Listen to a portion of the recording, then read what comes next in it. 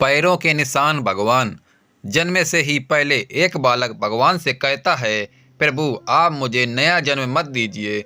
मुझे पता है पृथ्वी पर बहुत बुरे लोग रहते हैं, मैं वहां नहीं जाना चाहता। और ऐसा कहकर वह उदास होकर बैठ जाता है।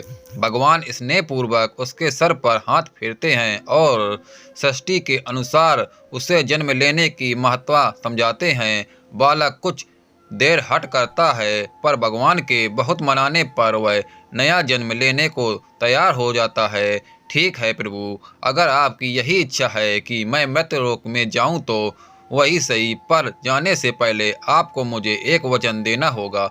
बालक भगवान से कहता है, भगवान बोलो तुम पुत्र, क्या चाहते हो? बालक आप वचन दीजिए कि जब तक मैं पृथ्वी पर हूँ तब तक हर एक क्षण आप मेरे साथ होंगे। भगवान अवश्य ऐसा ही होगा। बालक पृथ्वी पर तो आप अदृश्य हो जाते हैं, भला मैं कैसे जानूंगा कि आप मेरे साथ हैं कि नहीं? भगवान जब भी तुम आंखें बंद करोगे तो तुम्हें दो जोड़ी पैरों के चिन्ह दिखाई देंगे।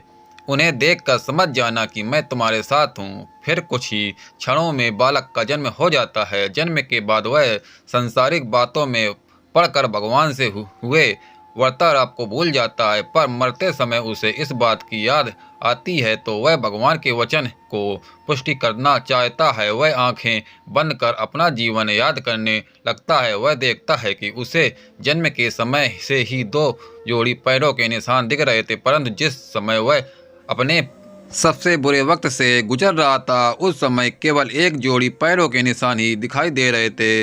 यह देख वह बहुत दुखी हो जाता है कि भगवान ने अपना वचन नहीं निभाया और उसे तब अकेला छोड़ दिया जब उसकी सबसे अधिक ज़रूरत थी। मरने के बाद वह भगवान के समझ पहुंचा और रूठते हुए बोला, प्रभु आपने तो कहा था कि आप हर समय मेरे साथ रहेंगे, पर मुसीबत के समय मुझे दो जगह की जगह एक ही जोड़ी पैर दिखाई दिए। बताइए आपने उस समय मेरे साथ क्यों छोड़ दिया? भगवान मुस्कुराते और बोले, पुत्र जब तुम घोर विपत्ति से गुजर रहे थे तब मेरा हृदय द्रवित हो उठा और मैंने तुम्हें अपनी गोद में उठा लिया। इसलिए उस समय तुम्हें सिर्फ मेरे पैरों के चिन्ह दिखाई पड़ रहे थे। दोस्तों, बहुत बार हमारे जीवन में बुरा वक्त आता है।